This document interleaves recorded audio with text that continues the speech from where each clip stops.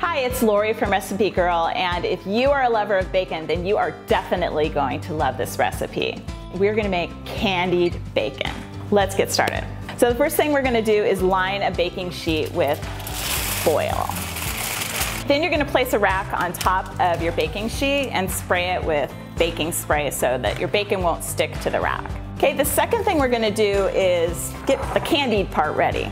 We're gonna add half a cup of brown sugar, about a teaspoon of cinnamon to a bowl, and mix that together. All right, the next thing you're gonna do is take your strips of bacon and you're going to dip it in the brown sugar and cinnamon mixture.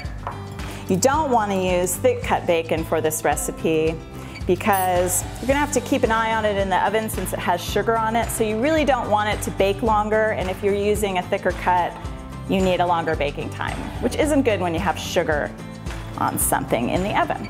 As you put it on the rack, you're gonna just kind of press down on the spokes of the rack a little bit so that when it comes out of the oven, it's gonna be nice and wavy. Okay, we've got all our bacon coated and ready to go in the oven. We're gonna put it in the oven at 350 degrees and we're gonna check on it at 15 minutes and make sure it's caramelized and getting crispy, and then we'll kind of see if it needs to cook a little bit longer or not.